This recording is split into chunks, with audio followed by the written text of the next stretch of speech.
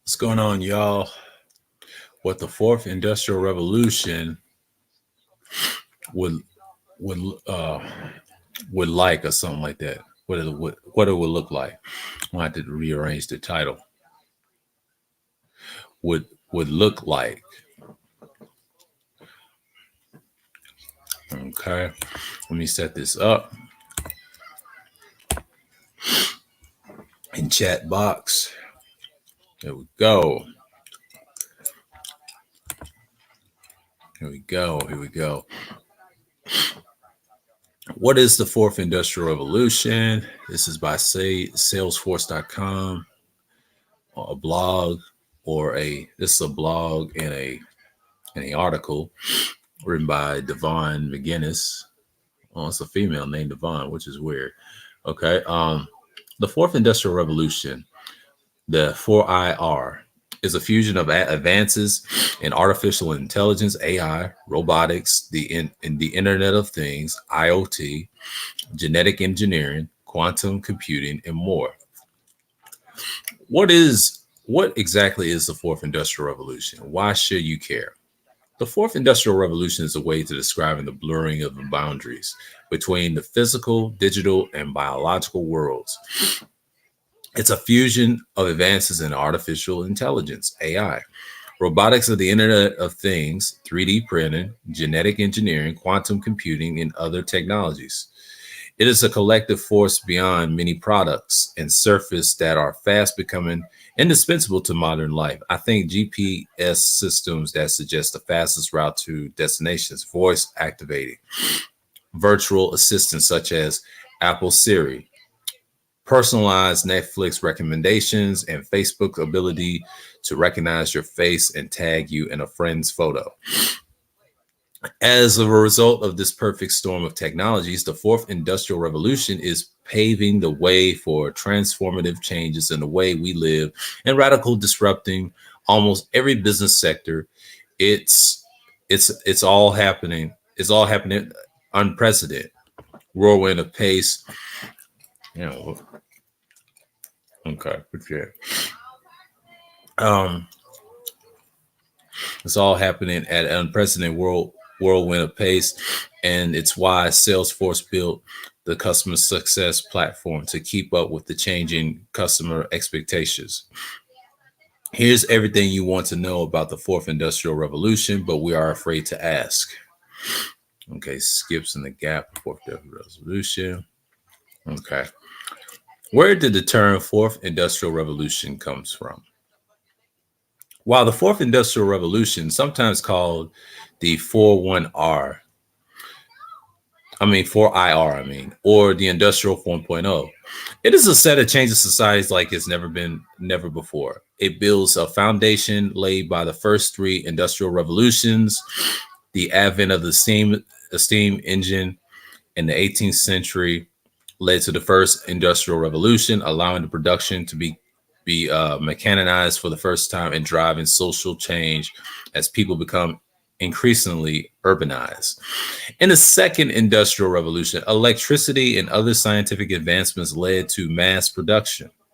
Third industrial revolution, beginning in the 1950s, saw in the emergencies of computers and digital technology. This led to the increasing automation of manufacturing and disruption of industries, including banking, energy, and communications. I might have to save this. Hold on. And to, yeah, excuse me for a minute.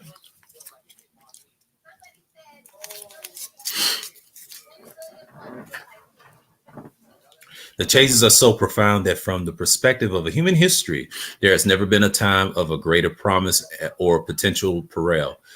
Callus Schwab, the founder and executive chairman of the World Economic Forum, author of the Fourth Industrial Revolution, like the 4IR, that's what they like to call it.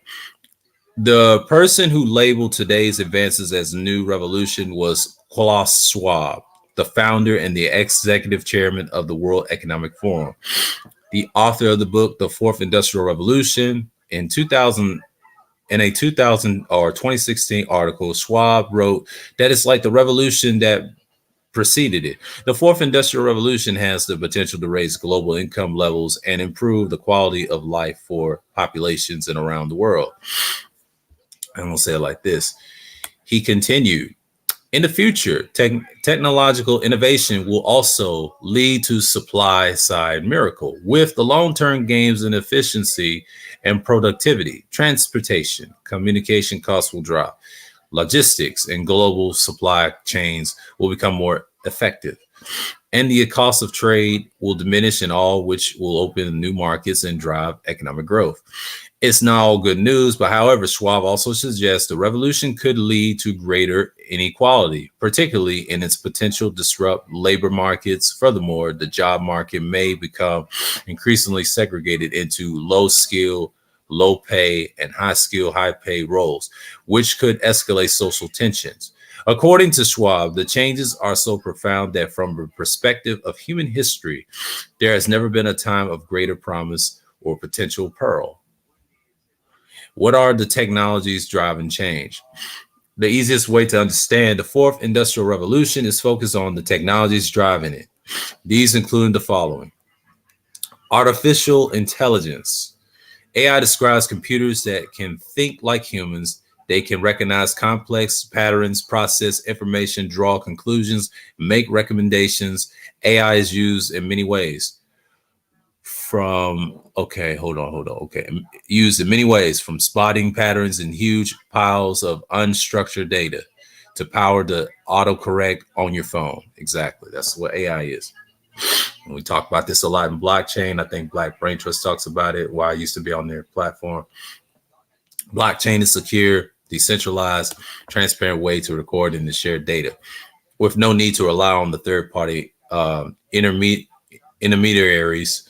And digital currency, Bitcoin is the best known blockchain application. However, the technology can be used in other ways, including making supply chains traceable, securing sensitive medical data, and anonymously combating voter fraud. Yeah, blockchain that does do that. Oh, man.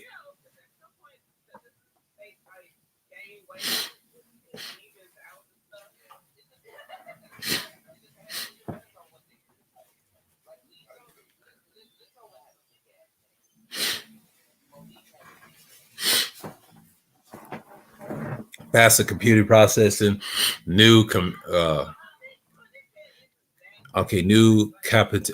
computational technologies are making computers smarter. They enable computers to process vast amounts of data faster than ever before, while the advent of the cloud has allowed businesses to sell, store, access their information from anywhere.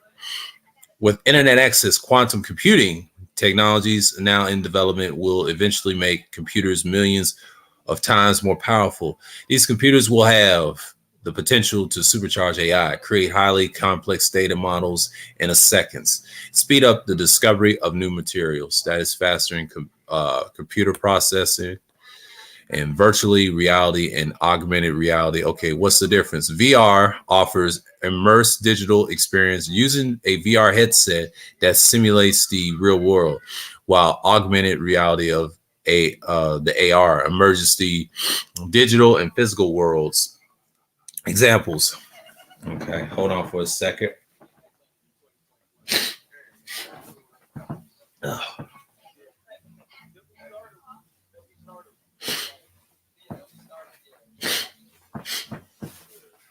Ugh.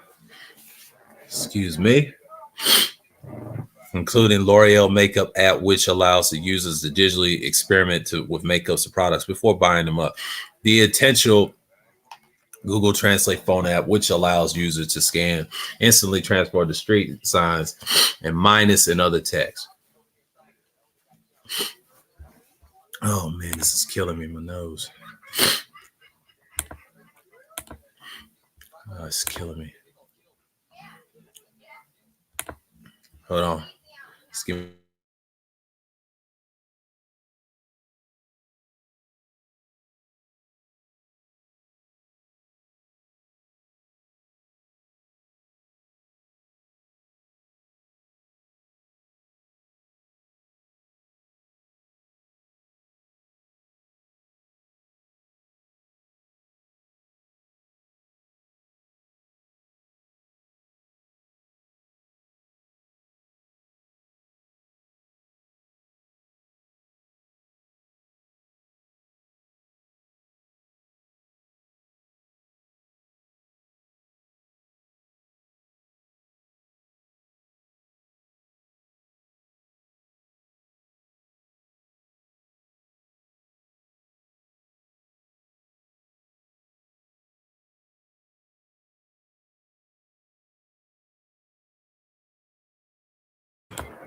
Sorry about that. I'm gonna have to use my mask for this shit. Okay. Biotechnology, harness of a cellular biomolecular process to develop new technologies and process for a range of uses. In developing new pharmaceuticals and materials, more efficient industrial manufacturing process, and cleaner, more efficient energy sources. Researchers in Stockholm, for example, are working on that what is being touted as the strongest biomaterial ever produced. Robotics. Robotics are refers to the design, manufacture, and use of robots for personal and commercial use. While where yet there's the robot assistants in every home. Technological advances have new made robots, and instantly complex and sophisticated. They also use in wide ranges of manufacturing, health, and safety, and human assistance. That's robotics and Internet of Things. It's just mentioned above in the article. And man, oh, it's a long one. Okay. Give me 1 second, guys.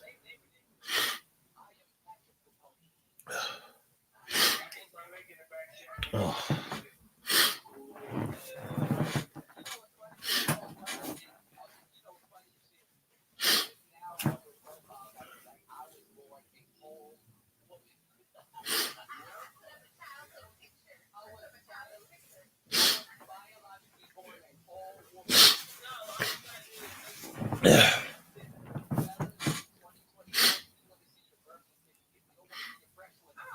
Uh,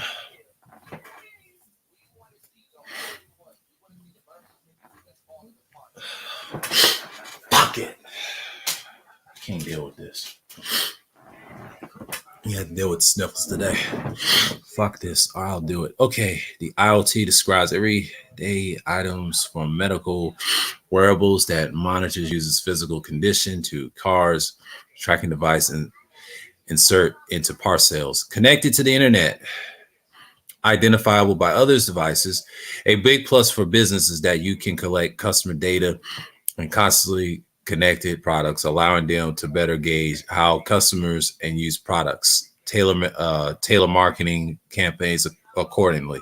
There are also many industrial applications, such as farmers putting IoT sensors into the fields to um, monitor soil attributes and inform decisions such as when to fertilize. That's Internet of Things. 3D printing, another one. 3D printing allows manufacturing business to print their own parts with less tootling at a lower cost and faster than via traditional process. Plus, designs can be customized to ensure a perfect fit. And more innovative materials, including plastics, metal alloy, biomaterials, promise to shake up sectors including manufacturing, renewable energy, construction, and healthcare. Energy capture, storage, and transmission representing a growing market sector spurred by the falling cost of renewable energy technologies and improvements in battery storage capacity. Hit the sinus effect. Okay, let's see who's in the chat. I know people is bouncing around. Okay, that's cool. That's cool. It's gonna be a long one. I'll get through this pain in a minute. These technology charges and what is possible. There's also customer expectation, a global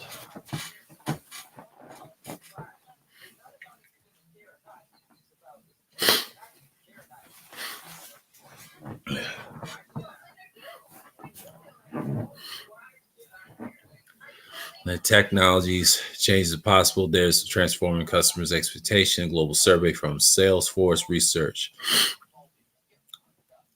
So how it affect business, what I'm reading, and that the majority of those surveyed believe that these technologies and the experiences they enable will transform their interactions with companies within 5 years. Nowhere will this be more evident than in customer experience.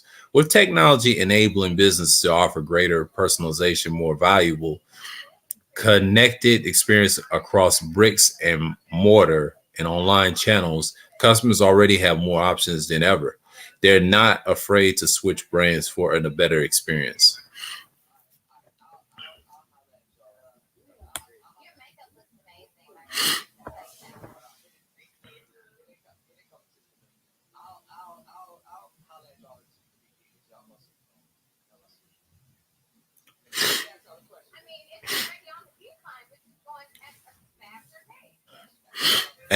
As data becomes the currency of our digital lives, companies must ensure the privacy and security of customers' information. Mark Benioff, Salesforce chairman and CEO. Well, good luck with that. Google is selling your data across the globe and CIA, so I'm not going to get into that. The research shows about half of the customers says most companies fall short of their expectations for great experiences, while 76% report that it's easy than ever to take their business elsewhere. Among things customers regard as being very important to the winning their business are connected processes, such as contextualized engagement based on an earlier interaction, 70%, and tailored engagement based on past interactions, 59%.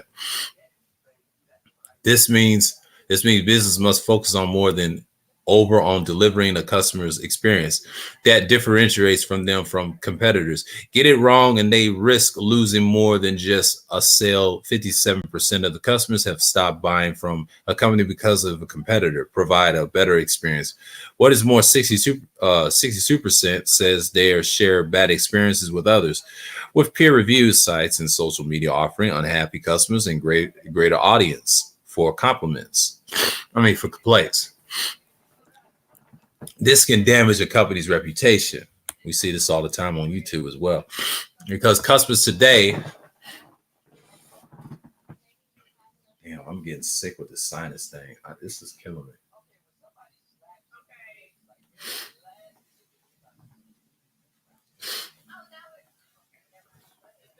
It'll go away before time runs out. Now I'm getting better. Okay. Let's see where I left off.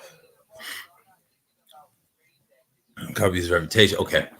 I'm right at it. Because customers today expect personalized experiences, collecting quality data is more important for their business than ever. Unfortunately, the research also found that 57% of customers are uncomfortable with how companies use their personal or business information. Almost 2/3 of 62% are more afraid of their data being compromised now than they were 2 years ago. To keep the customers' loyalty, companies need not only deliver exceptional sales and deliver bricks and mortars in stores online, also proves that they have customers' best interests at heart. Salesforce chairman and chief executive officer Mark Benioff believes a trust revolution is needed if the business are fully to embrace potential of the fourth industrial revolution. I'm going to take a nose break because this is killing me right.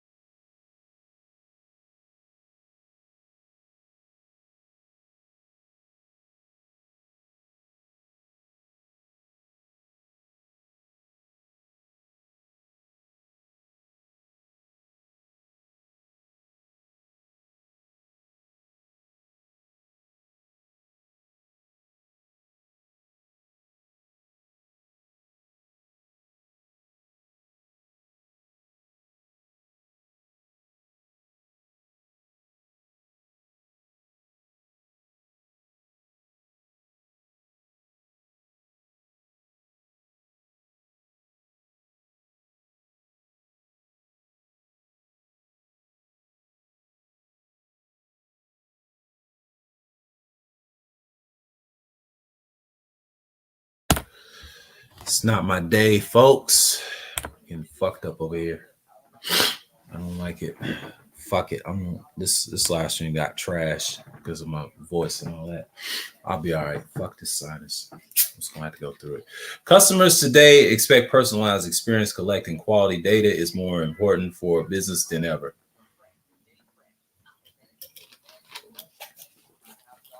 It's killing me.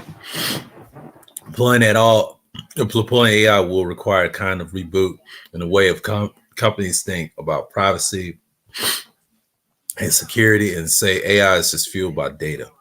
The more machine learns about you, the better it can be predict your needs and act on your behalf. But as the data becomes the currency of our digital lives, companies must ensure the privacy, security of customer information. There's no trust without transparency. Companies must just give customers clarity on how their personal data is used. Okay, and how will the fourth industrial revolution affect the future of the work? Nowhere is the upheaval of the fourth industrial revolution more likely to be felt than the workplace. As with previous industrial revolutions, the fourth industrial revolution will profoundly affect people's lives as AI and increasingly automation see many types of jobs disappear at the same time. Entirely new categories of jobs are emerging. Strategic business and technology advisor Bernard Marr said that the computers and automation will come together in an entirely new way, with robotics and connected remotely to computer systems equipped with machine learning algorithms that can learn and control the robotics with a very little input from human operators. He added, in Industry 4.0 introduces what have been called the smart factory, which cyber physical systems monitor the physical processes of the factory, make decentralized decisions. As the fourth industrial revolution reshapes the future of work, business must prepare their people for the new world that lies ahead. This often means a decrease of focus on continuing learning, upskilling the new types of jobs, and committed to diversity. What should business do to future-proof their workforces? I'm getting better now. Business will need to ensure that have the right mix of skills in their workforces to keep paces with the charging technologies. And other studies shows that 59% of hiring managers believe that AI will input the skills and companies need. The workers will be more likely to update their skills, not just as many times throughout their careers. Many senior executives are already asking how this will be achieved.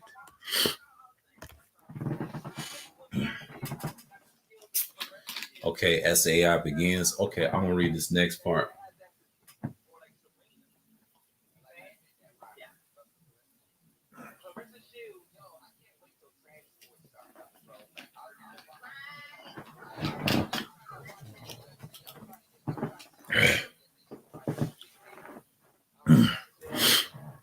As AI begins to impact the workforce and automation replaces some existing skills, we're seeing an increased need for emotional intelligence, creativity, and critical thinking. Zavika Krager, co-leader of the World Economic Forums and Center for the Industrial Revolution. Ebony Felix, Executive Vice President, Chief Philanthropy Officer at the Salesforce.org, addresses the issue, a part of the panel discussion of Dreamforce 18, where she said the businesses and governments need to share responsibility for upskilling workers. In the fourth industrial revolution, she said, it will be more important to create non-traditional pathways for building skills. One example in Salesforce Pathfinder training program created in 2017 partnership with Deloitte. According to Tom P, global digital services leaders with PwC's advisory practice, it's imperative that the business build their capacity to innovate and be agile. Thinking about it, it's some sort of no man or woman left behind policy. He said, don't just hire new talent. Best, because if you don't create an internal environment where they can thrive, they fail. Instead of build a holistic solution, companies need to be thinking about enabling their companies to code in new language, but also to change their mix of soft skills. Adds Zavika Krager, the co-leader of the World Economic Forum Center for the Fourth Industrial Revolution. As AI begins to impact the world, I mean, the workforce and automation replaces some existing skills. We're seeing an increased need for emotional intelligence, creativity, and critical thinking. Okay, how do we ensure the fourth industrial revolution is good for everyone? Okay. The fourth industrial revolution presenting both immense opportunities and challenges. It is up to all of us to work together to ensure that it benefits everyone. Bernard Marr writes that humans must be proactive in shaping this technology and disruption. This requires global cooperation, a shared view of how technology is reshaping our economic and social culture and individual lives. With the business at the forefront of the fourth industrial revolution, driving both innovation and social disruption, they must also play a pivotal role in ensuring that the needs of all stakeholders are met, not just those of shareholders. That's usually what it is. With the fears about job security and how personal data is used to creating a crisis in the trust, business needs to be demonstrated to consumers that their values and intentions and trustworthy. As Nick Davis, head of the Society and Innovation at the World Economic Forums, Simon Malcafy, the Chief Innovation Officer at Salesforce, have written, solving dilemma depends on the company's ability to convince the customer to convince its customers that it is using technologies responsibly and trustworthy ways that will benefit them. Identifying businesses as an incredible platform for change, Mark Bianoff wrote the World Economic Forum that every business leader can also direct role in creating economic opportunity for millions of people by investing in education and training programs for the existing and potential talent. Every business leader can have a direct role in creating economic opportunity for millions of people by investing in education and training programs for existing and potential talent. Mark Bianoff, Salesforce, chairman of the CEO, he wrote, pointing to companies such as Dow, IBM, Siemens, which are already investing in programs to help people to acquire new skills. Bianoff called on CEOs to do more to build in a workforce of the future while bringing along the workforce of today. In the coming decades, we need to establish guardrails that keeps the innovation of the fourth industrial revolution on track to the benefit of all humanity, and we all individually have a direct role in shaping our future and creating economic opportunity for millions of people by investing our time and resources and helping others. And this is an article, and Dennis Senior said, marketing manager at Salesforce, she obsesses over brand voices, research findings such as trends of serial commas. This is the Salesforce.com. Talks about the fourth industrial revolution. It's a link. I saved it. Let's see in the searches. They break this down. I'm gonna show you some pictures in a minute. Okay. Okay.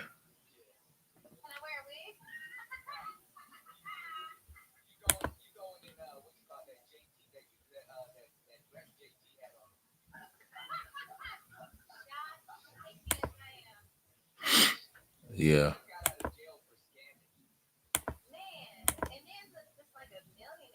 Okay, I got this right here. 1.0, the first is mechanization, steam, and water power. Second deals with the revolution, mass production, and electricity. That's number two. Number three, we already know it is electronic IT systems and automation. That's the 3.0 thing. And then the cyber physical systems, that's the fourth. That's all the fourth industrial is. It's the cyber part of it. So we're in a cyber world. So yeah, man, we have these things listed, but yeah, this is what we're talking about. That's what it looks like, but they gave us an idea of what they're gonna be. And let's see what this means. And it's like a lot of people call it the Great Reset, but you're already in it. They talk about this in the spaces a lot. What it means to respond, and this is weforum.org. It's another link, and it's showing you in the picture right here. So yeah, I'm gonna see what's going on in the chat, and yeah, man, like you got one in the box. This is great. So yeah, kind of sluggish this morning, and the sluggish start at 8:45. It's only 9:16 Eastern time. Hope y'all and looking this information, and then I'm gonna make the screen bigger. Just give me one moment, and I'm gonna make a full layout so y'all can see what I'm talking about. You can search this on weforum.org or the agenda, or just type in the fourth industrial revolution in the searches, and you'll pull some of this up in the links. But yeah, I'm gonna give you another one. We say what it means to how to respond. The fourth IR, or the fourth industrial revolution. We stand on the brink of technological revolution that will fundamentally alter the way we live, working related to one another in a scale, scope, and complexity, and transformation will be like anything humankind has experienced before. We do not know yet just how it will unfold, but one thing is clear: the response to it must be integrated and comprehensive, involving all stakeholders of the global polity, from the public and private sectors to academia and civil society. First, the first industrial revolution, the FIR, the first one, right, used the water and steam power to mechanize the production. The second used the electric power to create mass production. Yep, mass production. That's a form of socialism right there. Okay, the third uses electronics and information technology to automate production. Now, the fourth industrial revolution is built on the third, the digital revolution that has been occurring since the middle of the last century. It is categorized by a fusion of technologies that is blurring the lines between the physical, digital, and biological spheres. Yes, I lived through the third industrial because I was born in the 20th century. We all have. We've seen how that grows. And then the fourth industrial is basically cyber, what you see in the pictures I showed earlier. There are three reasons why today's transformation represents not merely a prolongation of the third industrial revolution, but rather than the arrival of the fourth and distinct one: velocity, scope, and systems impact. The speed of the current breakthroughs have no historical precedent when compared with the previous industrial revolutions. The fourth is evolving at an exceptional rather than a linear pace. Moreover, it is disrupting almost every industry in every country. And at the breadth and depth of these changes herald the transformation of an entire systems of production, management, and governance. The surprising link between science fiction and economic history. Okay, the possibilities of billions of people connected to by multiple devices with unprecedented processing power, storage capacity, and access to knowledge are unlimited. And these possibilities will be multiplied by emerging technology breakthroughs in the field, such as artificial intelligence, robotics, Internet of Things, or I just read from the last article, autonomous vehicles, 3D printing, nanotechnology. Yep, that's part of it. Biotechnology, materials, science, energy storage, and quantum computing. Already, artificial intelligence is all around us, from self-driving cars and drones to the virtual assistants and software that translate or invest. Impressive progress have been made in recent years, driven by the exceptional increases in computing power and by the availability of vast amounts of data. For some, from software used to discover new drugs to algorithms used to predict our culture interests.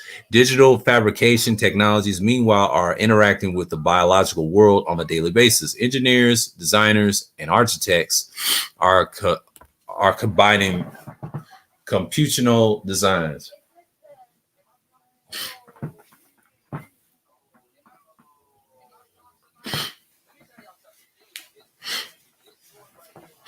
I'm good now.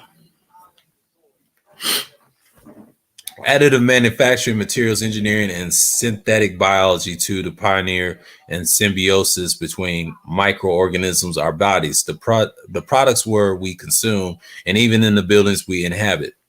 Yeah. Challenges and opportunities. Like the revolutions that preceded it, the fourth industrial revolution has the potential to raise global income levels and improve the quality of life for the populations around the world.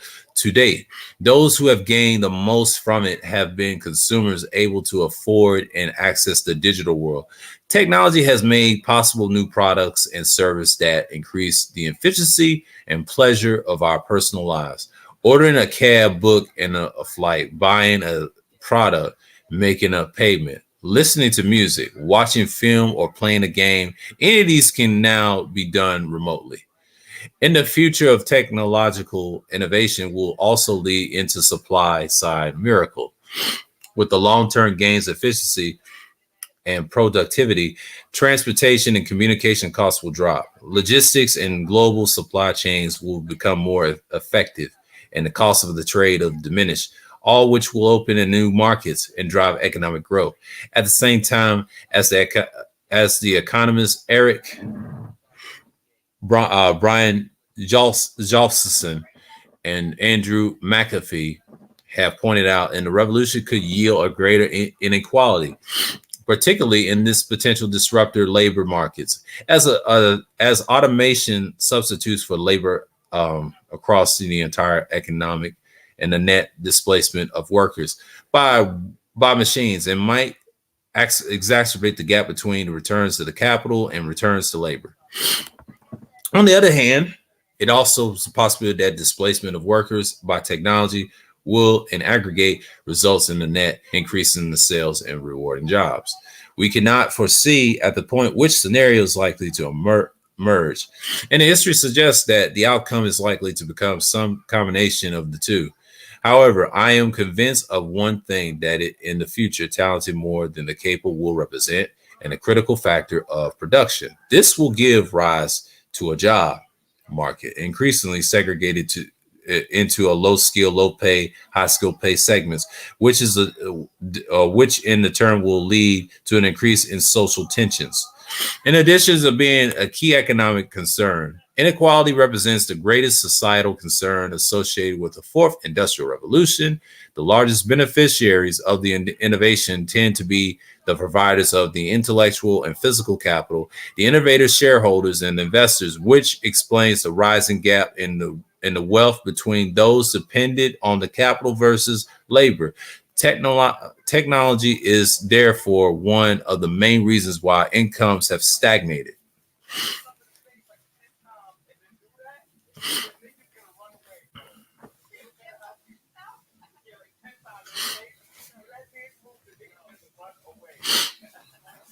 Let me see where I left off. Sorry for that. Innovation odors. I lost my place. The rise gap between the poor labor force. Technology is one of the main. Okay, stagnated. Okay, even decrease, or for the majority of the population in high income countries, the demand of highly skilled workers has increased, while the demand for workers with less education and lower skills have decreased. The result is a job market with a strong demand at the high, low ends, but howling, but the middle.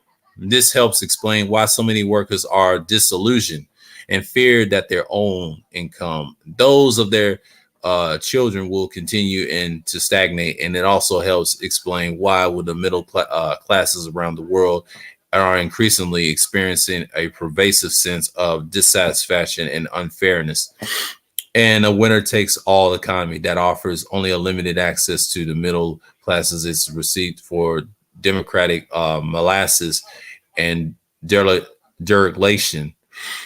This content can also be fueled by pervasiveness of the digital technologies and the dynamics of the information sharing typified by social media. More than 30% of the global population now uses social media platforms to connect and learn and share information. In an ideal world, these interactions would provide an opportunity for cross-cultural understanding and cohesion. However, they can also propagate unrealistic expectations as to what constitutes success for an individual or group, as well as offer opportunities for extreme ideas and ideologies to spread. Exactly. Yeah. There's a lot of weaknesses to that as well. Actually, social network and social media together is a pros and cons to that. It doesn't equal success. It's just a hobby for most. The impact of business. An underlining theme in my conversation with the global CEOs, the senior businesses, and executives is that the acceleration of innovation and the velocity of disruption are hard to comprehend or anticipated. And these are the drivers that constitute the sources of the constant surprises, even for the best connected, most well-informed, indeed, across all industries. There is clear evidence that the technologies that underpin the fourth industrial revolution are having a major impact on business.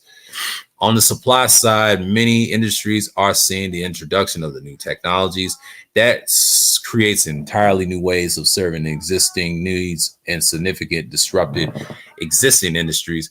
Value chains disruption is also flowing from agile innovation competitors who, thanks up to the access to the global digital platforms for research, development, marketing, sales, and disruption, can oust well-establishment incumbents faster than ever by proving the quality and speed of price which our value is delivered.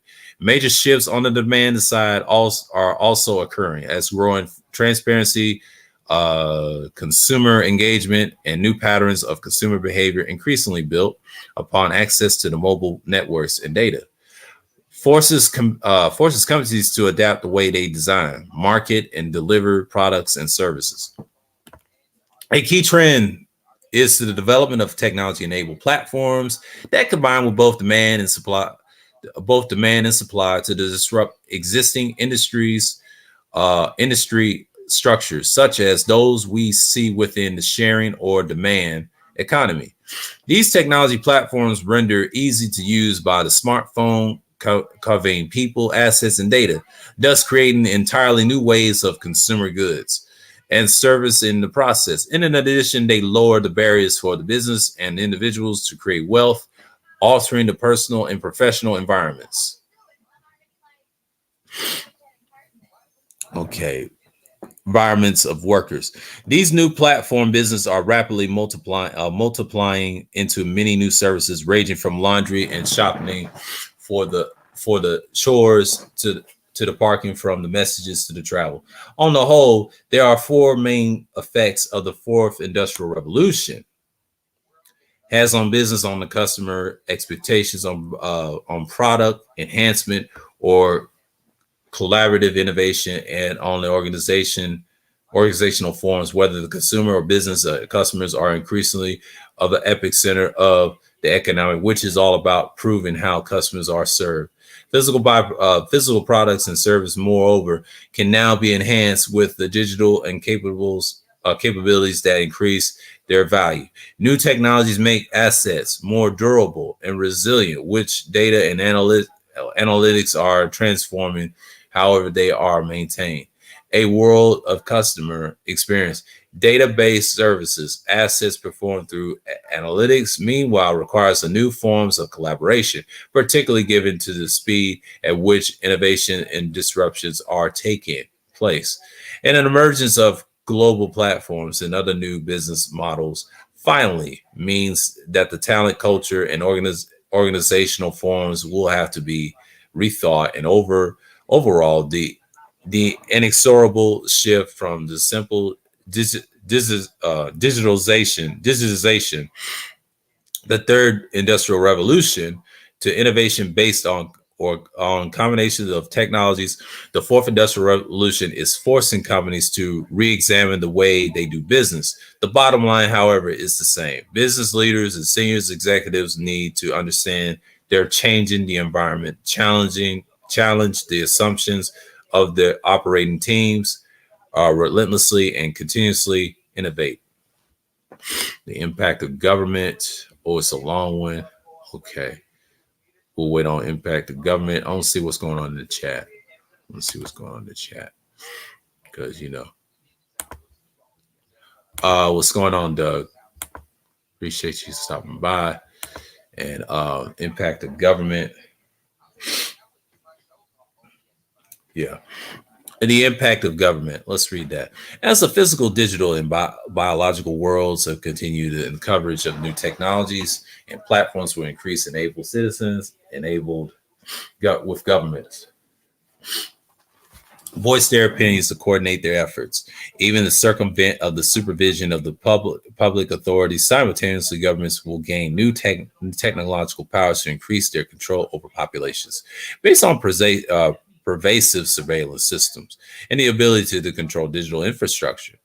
On the whole, however, the governments will increasingly face pressure to change their current approach to the public engagement in policymaking as their central role of conducting policy diminishes owing the new sources of competing and the redistribution and decentralize of the power that new technologies make possible. Ultimately, the ability of government systems and public authorities to adapt will determine their survival. If they prove capable of embracing a world disruptive change, subjecting their structure to the levels of transparency and efficiency that will enable them to maintain their competitive edge.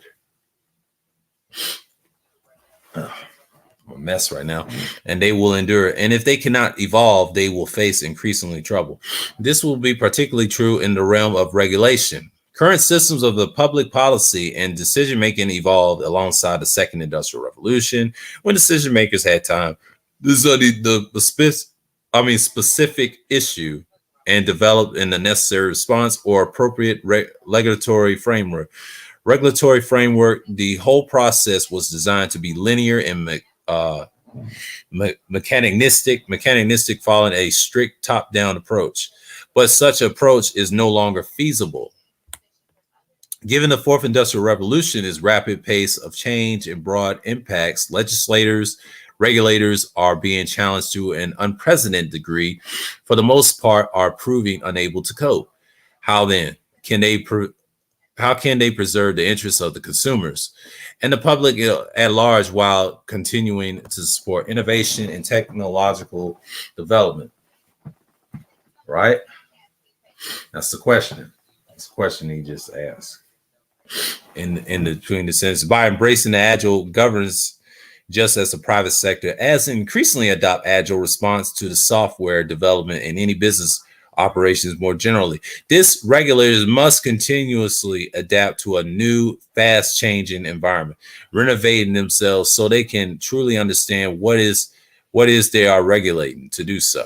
Governments and regulatory agencies will need to collaborate closely with businesses and civil society. Fourth Industrial Revolution will also profoundly impact the nature of the national and international security, affecting both the probability and the nature of conflict. The history of warfare and international security is the history of the technological innovation. Today is no exception. Modern conflicts involving states are increasingly hybrid in nature, combining traditional battlefield techniques with elements previously associated with non-state actors.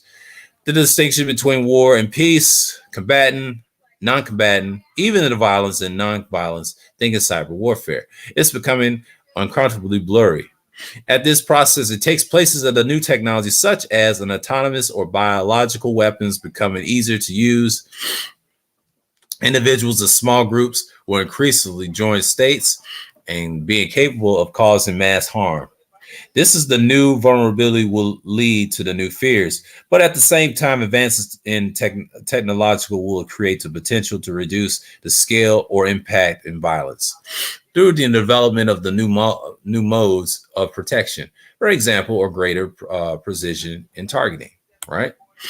And then the impact of people. Fourth Industrial Revolution will finally change not only what we do, but also will affect our own identity and all the issues associated with it, our sense of privacy, our notions of ownership, our consumption of patterns, the time we devoted to work and leisure, and how we are developing our careers and cultivating skills to meet people, nurture relationships, and it's already changing our health and leading to quantify self sooner, and then we think we may lead to human augmentation.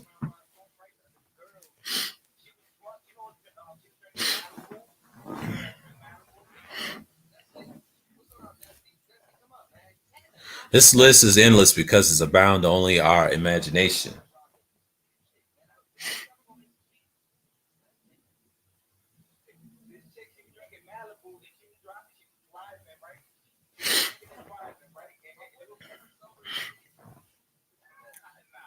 It's endless because of bound only of our imagination. Okay, I am the greatest enthusiast, the early adapter of technology. Sometimes I wonder whether the exorable integration of technology in our lives could diminish some of our quintessential human capacities, such as compassion and cooperation.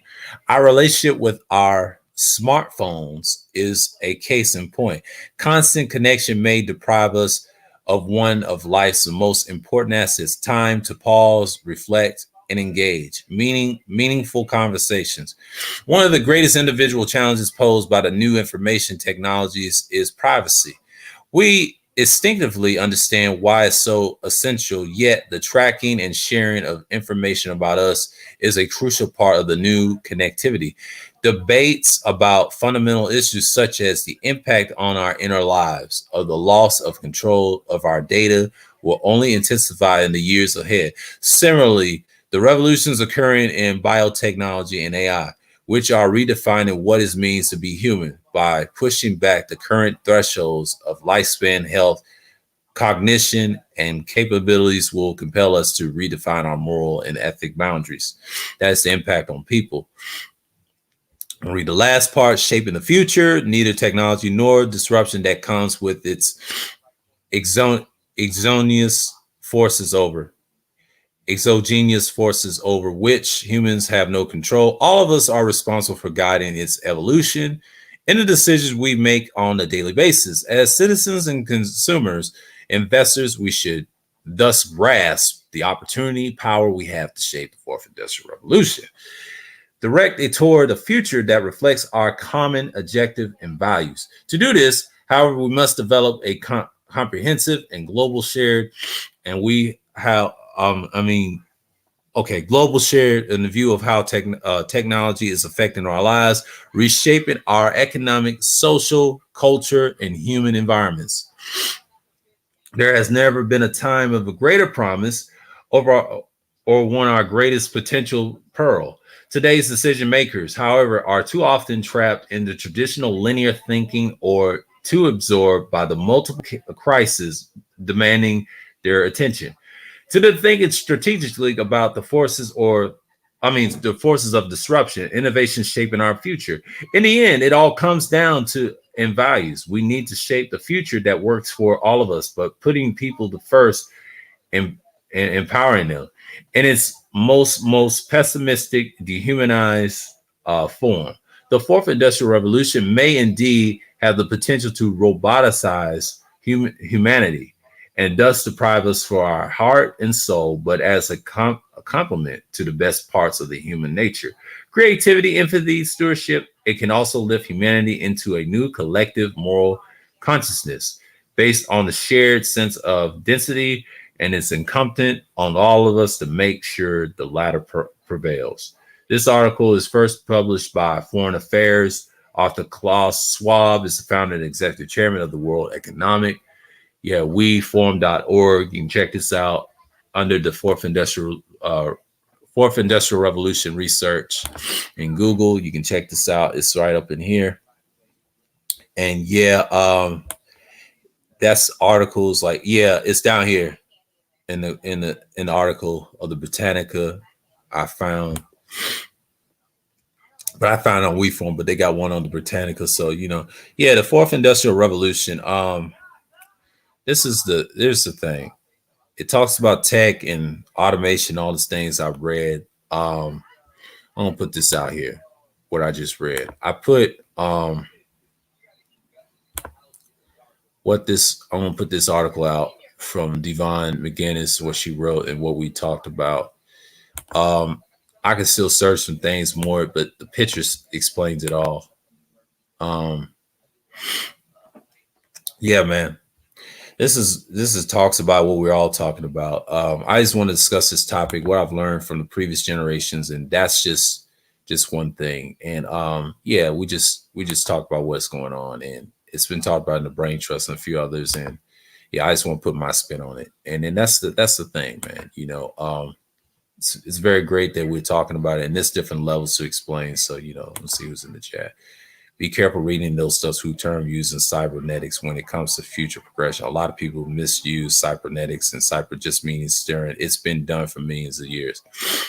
Yeah, I'm trying to, but they ain't gonna flag me for this or anything. I'm just being careful, but I try not to. I use better sources. I try to stick to topics is known, but I know people use different links and things like that. But I am trying to be careful. But this is a one-time thing. I ain't gonna do a couple streams on it. I'm just trying to be very careful of it, and I'm trying to be.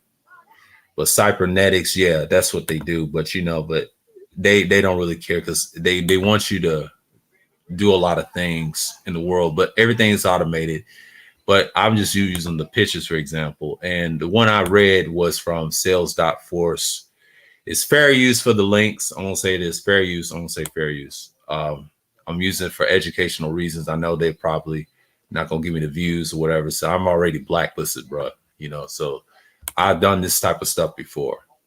And I ain't going to get flagged for it because, one, I'm not scared to tell the truth about it. But here's the pictures, what it says, man. It's very active. It's nothing to be afraid, because everybody's talking about it now because the jobs and stuff and people are learning now. I ain't worried about cybernetics. I don't even speak on that. That's just, you got tech channels for that, but I'm just putting my spin on what I think about it. Automation is here. You see the previous history that I show, and they show you how automation is. That's the history of it, and then they got pictures of it. It's all online, it ain't nothing special. And and that's just it. So yeah, man. I always like to talk about it. I got the link to it and got several links. I'm glad I saved it. But yeah, man. It's been one of the topics I wanted to do for a while. And it says, like, what is the fourth industrial revolution?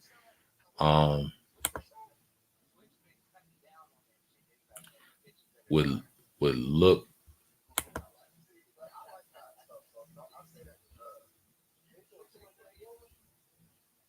like this. I'm gonna say this will look like. Save this. Yeah. Changes made. I know this is it. But yeah, that's all I want to talk about, the fourth industrial revolution. I think it's pretty keen to see what I discuss. I'm not gonna go into it. Y'all can research this for yourself. So yeah, I'm trying to be very careful. And I'm not bad on the fourth industrial revolution. I mean, this is something I want to put on my page, but that's it.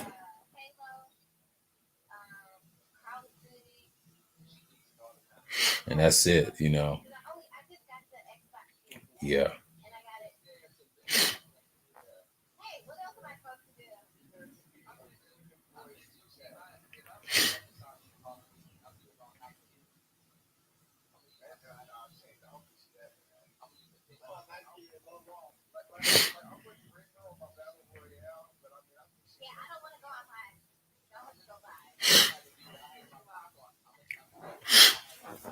Yeah. Yeah, that's one of the things I want to talk about. The fourth industrial revolution. Yeah, I have another string, part 2 with the elders versus young. That will be at 8 something. Hold on for a second. I want to check my little feed, StreamYard feed. Okay, what time will it be?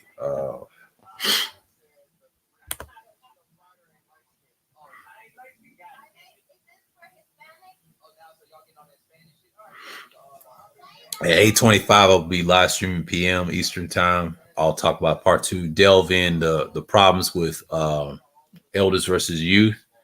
And this goes back to the Roger video and why elders do this in these spaces and other places, and explain why the youth, there's a disconnect. And then you have generations of teaching the Zillennials and Alpha, because you hear the same type of arguments all the time. But I will be streaming that later. That will be my second stream for the day, and I'm not even worried about it because that's something I want to plan. I don't know if I'm going to push the time up or whatever, but I may do it later because I don't know if I have free time, but I will adjust it. But right now, I'm going to see what this stream. This is in the morning. This is like I started at 8:45. It's now 9:46 Eastern time. So, I'm going to do this. I'm going to put the StreamYards off my thing. And yeah, man. I had a small argument. Okay, I had a small argument a long time ago with BGS about consciousness and AI, and I told him it wasn't possible. Yeah, he discussed topics like that, man, and there's some pushback. Just saying with the Sapio and the things I talk about. A lot of people don't like guys like us, man. Like when you present them information, they'll try to challenge, try to argue for hours. That's what they do, man. And it gets like that.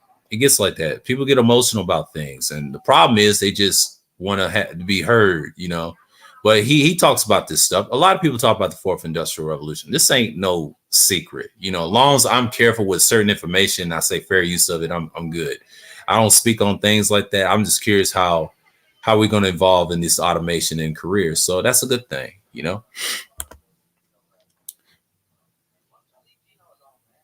I didn't know you had a channel, but I saw your channel on Sheets. Yeah, I've always had this channel, Doug. I had this channel. This is technically my second channel. I had a first channel back in 07. It was called M. Barry Scott.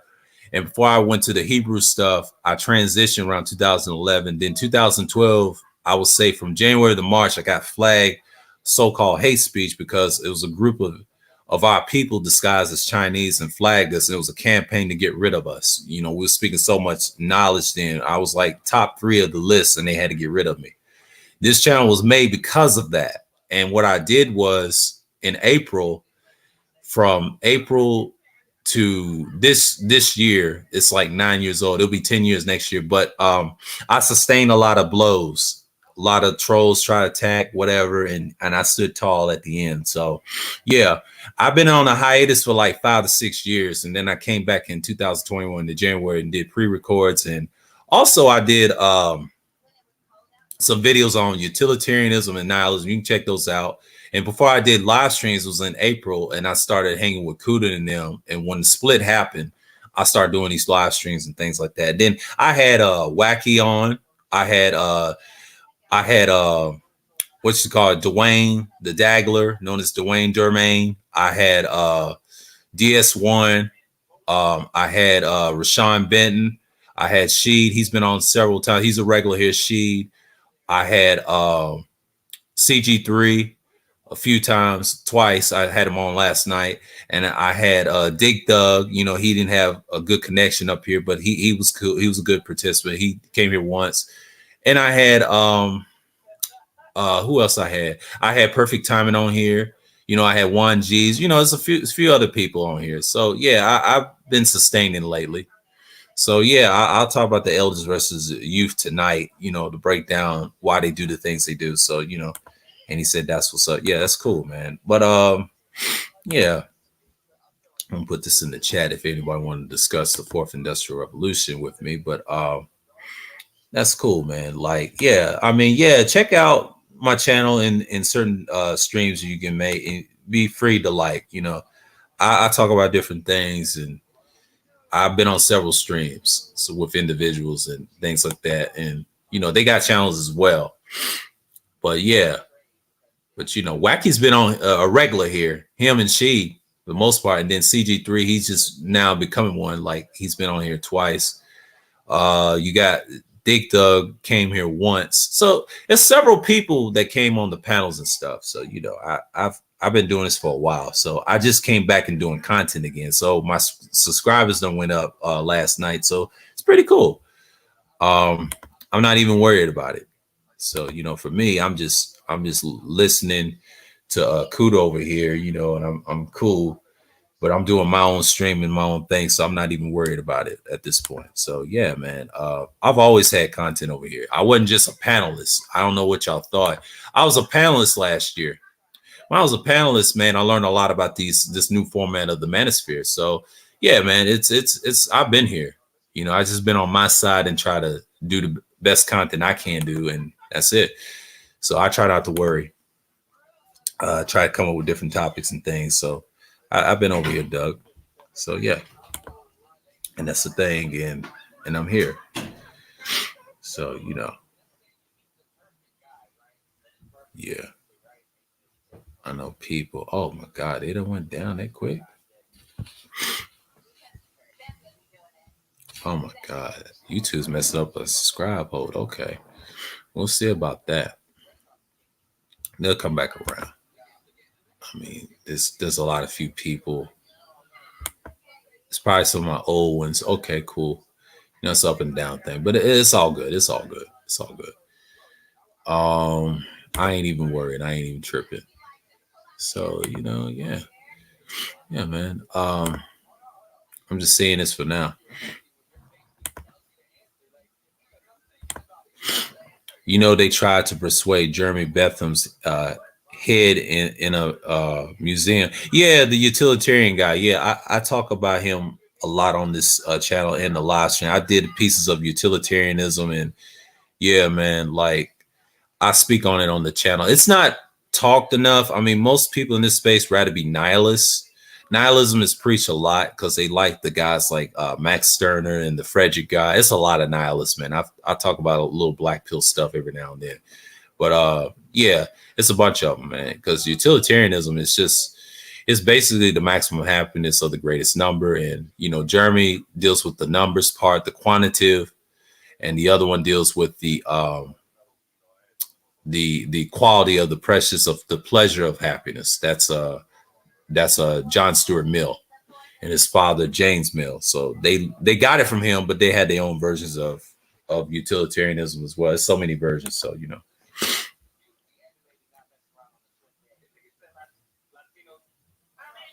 yeah, yeah. A lot of people miss that, and sometimes you check it on the channel. If they have a pre-record, Doug, you can also do that. That's the best way you can find a person's channel as well, or in the search. Some people put links in the chat if they're a mod. There's plenty of ways to find people's channels, man. I've been on here for a while, man.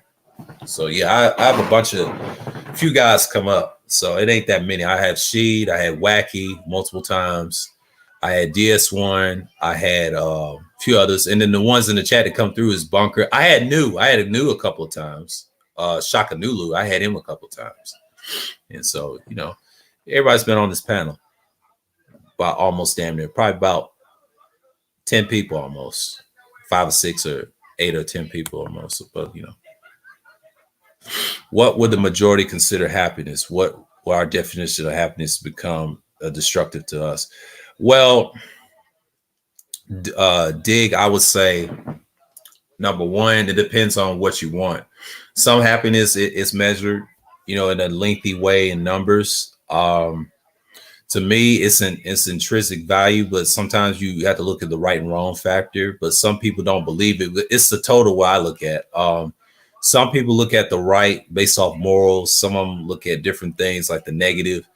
But nihilism is kind of like the opposite of the two in a black pill sense. But utilitarianism is very difficult to do in a total for the majority, because that's one of the hardest ideologies in the world. Because when you're dealing with utilitarianism, you have to actually practice it. The only weakness is the minority of the top. I think I mentioned this in the chat with Platinum. That is very difficult to do. Even myself, you only do it individually. Like I give you an example of what I'm talking about. There's some criticisms. I know you've seen the video, and then okay, let me look at this for a minute. I'm gonna click off this. I'm gonna look at the shared screen. Let's see. Okay. Let's see what we got here for a moment. Yeah, here's what I'm talking about. Then it states when the faced with choices, what must consider likely consequences, potential action, particular heuristics, and save time all over. Case by basis. That's the act of it, and then the rule, of course, it's in the military. rules and breaking all that. And you got the two level of utilitarianism as well. Normally intuitive, moral thinking, and all that. You got the motive. Here's what I'm talking about, Dig. The total advocates of measuring the utility of the population based on total utility of its members. However, it's been argued that this leads to repugnant conclusion, but which is an enormous population whose individual lives are barely worth is considerably preferable to a smaller with good lives. Yeah, there's pros and cons to utilitarianism, because I think when you talk about happiness, it gets very, very stagnated, in the interview. So yeah, man, it gets kind of hectic, you know, and I think that's part of the game. So I deal with the total, but that's a hard reach. Most people try to, and I think happiness can be subjective too. But that's one of the goals people try to when this society falls. They may go under utilitarianism, but there's always a counterpart of it. It is very hedonistic though. So yeah, that's why I point that out. I mentioned it in several streams. Um, and that's just how it is. But yeah. So, I'm gonna take this off. Dig, yeah. But with me, I just look at it like this. You take your time with it, you build your foundation, and then you just have to get on used to it. So let's see what he says. Let's say the women make up the majority and they have wants. But let's say men have wants, but these wants may be conflicted. However, if there are less men and men construct 99% of everything. Exactly. If women were the majority that happens, they're never happy anyway, because I think most of them can be very nihilistic. If you have a utilitarian woman agreeing with you, it's only probably about, like I said last night, I think it was like 1 to 15%. I told this to CG3 when we was talking about the elders versus young. This relates to this as well. Women are very difficult when it comes to happiness. They have to measure what say happens, what they want in life. It's really an individual thing, but as a collective, you all want that. But the problem is the minority group determines which ones is going to be way more happier in society. It's like a nepotism effect of it as well. Yeah, men construct 99% of the things we do in jobs and things like that. That's very true. But sometimes most men don't want most happiness. Now, some do. Now, the ones that do want it, it's not that many. It's only a handful, but the women, same thing. So you really have a divide between 1% and the 99%, really. Some people say 85, that's a 5%er logic. I'm not going to use that here, but I'm just going to use the obvious, and women have a hard time what happiness is for themselves, not just for the man, that's what they serve under, but they have a hard time to build off that. So basically that's the real issue. You're trying to build a foundation of what they want. So yeah, like I said, the fourth industrial revolution determines that, that's part of it. I think they should add utilitarianism to it, a society of dealing with tech, because that's part of the real problem. Because I don't think you can have all this stuff.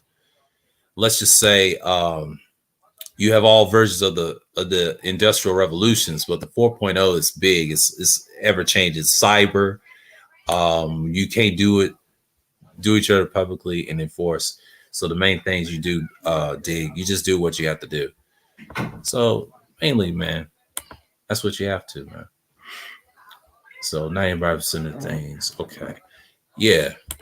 That's part of it, man. And that's part of the values that I'll talk about. But the fourth industrial revolution, yeah, that's one of the things you have to look at systems and philosophy. And I think most people won't transition very well. So it's only a handful. That's why you have 1,000 or 900 people agreeing with you. And that's just that minority issue. Now, if you want the whole world, that's a long process. That's a goal to get to those levels. So, so yeah, Dig, I mean, that's one of the things that you got to look at.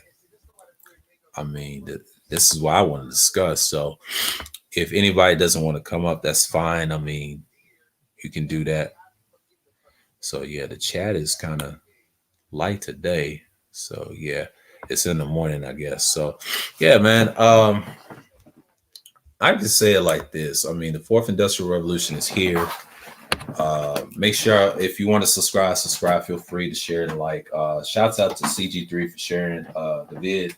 Appreciate you, brother. Um, I can say this. Never waste time on the fourth industrial revolution. Be steadfast and try to get as much as you can. Your finances up or whatever. And, just stay strenuous with yourself, man. I mean, be your own happiness, man. Like I suggest you to do better and not worry about the next man and just do your thing, man. Like it takes a moral time, but sometimes you just got to be yourself. So yeah, I'm gonna put this right here. Put it up here. Yeah, yeah, man.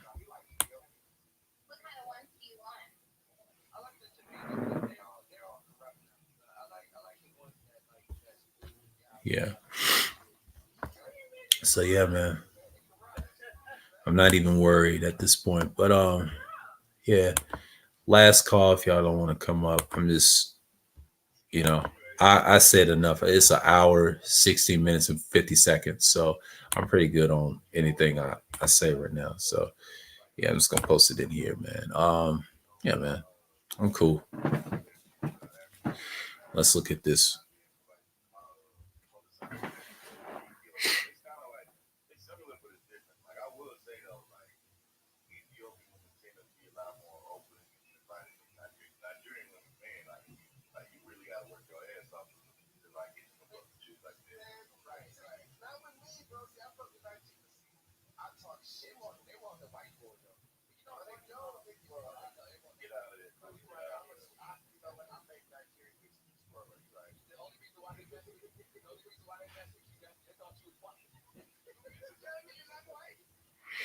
So, I'm not even worried at this point.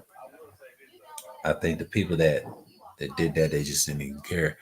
But yeah, man, yeah, that's one of the things. I'm more into ontology. I argue the whole idea of people demanding us to build, they don't know the process.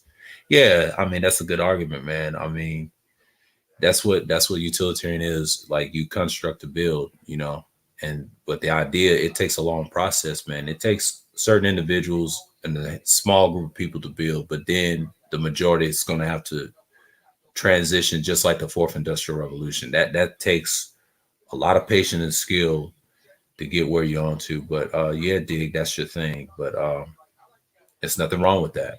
A lot of people build off that and see what their processes is. So me, it's just like this. Do what you got to do, man.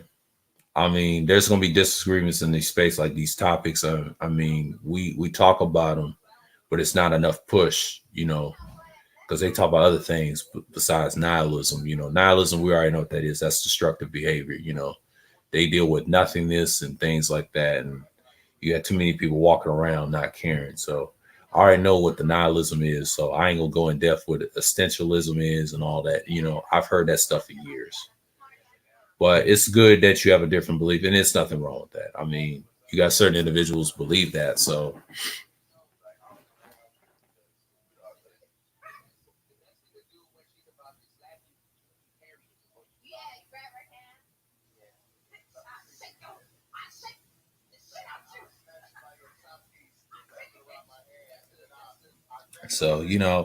that's just me at this point.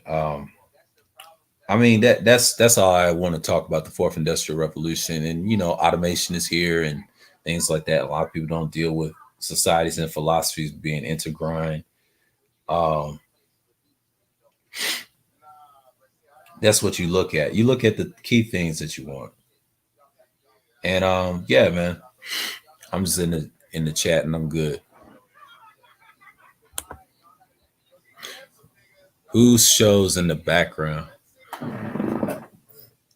Uh oh, it's Kudas. I'm in his chat, but I turned it down. I won't take it out of the background, but my apologies. But yeah, man. Yeah, I just want to do this topic just to get it off my check, and I'm doing too much, but multitasking. But I'm in the clouds watching. They talk about what you call midnight operations, which is crazy. I mean, check Cooter out. But yeah, I just want to do the stream and do whatever, because what you looking at is it's kind of interesting what they have in these pictures. I mean, it's not that hard. I mean, it's basic stuff. Like, I don't get in depth with it. I already know what the 4.0 is. Just like I said early in the beginning, man, like, you got all this stuff, man. And they said Africa is the key of the fourth industrial revolution. I've heard this a lot. So yeah, man, this stuff is valuable information.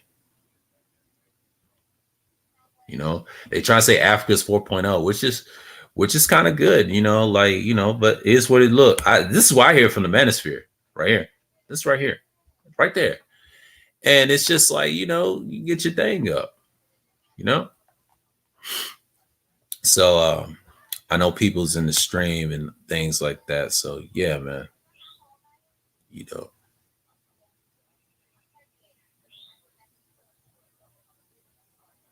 So yeah, man, that's what I talk about. But you know, that's the Africa 4.0. So you know, and that's what I look at right here in this picture. So yeah, you know, I'm going to, since no one's coming up, that's cool. But yeah, since it's been an hour, it's an hour stream and all that. So yeah, check out my stream with the elders versus younger. I will do that around 8 something, but I don't know. I may have to move it back. Hold on. I want to move it. I want to move it in a certain time. Hold on. Because I think I'm gonna do that stream. Stay at 8:25-ish. I'm gonna change the time on this because I don't know what time people be on. Because I might want to do it later. I want to see something for a minute.